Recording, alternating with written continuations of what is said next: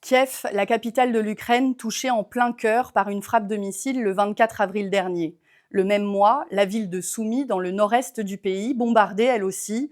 Résultat, 34 morts et plus d'une centaine de blessés. Et ces cas ne sont pas isolés. Ces attaques se multiplient et les civils ukrainiens en paient le prix fort. On vous explique. Depuis plusieurs semaines, plusieurs mois, les attaques se multiplient dans plusieurs villes d'Ukraine. Il y a moins d'un mois, la même ville de Soumy avait déjà été bombardée, faisant 74 blessés, un quart des victimes étaient des enfants. Plus au sud, dans la ville de Kryvyi, un restaurant a été récemment détruit, blessant plusieurs familles. Derrière ces attaques, il y a souvent les mêmes armes, des drones kamikazes, des missiles longue portée, des armes utilisées par la Russie, mais aussi par l'Ukraine. Alors pourquoi on vous en parle aujourd'hui ? Parce que ces armes sont de plus en plus utilisées. Entre janvier et mars 2025, plus de 600 civils ont été blessés ou tués par ce type de frappe. Et cela nous inquiète particulièrement chez Handicap International.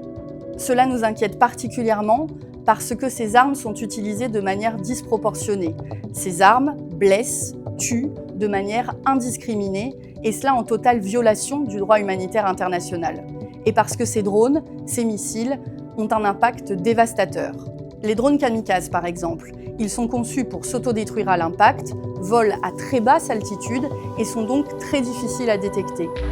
Les missiles peuvent parcourir des centaines de kilomètres, porter sur eux 500 kg d'explosifs et causer des dégâts massifs en à peine quelques secondes.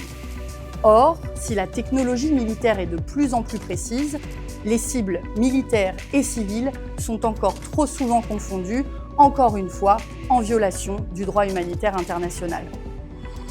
Chez Handicap International, nous intervenons chaque jour pour soutenir ces civils victimes de bombardements.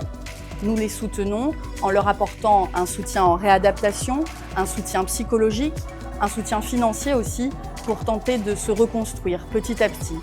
Mais tant que ces armes seront utilisées, le risque restera immense.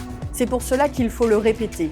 Le droit international humanitaire doit être respecté pour protéger les civils, tous les civils.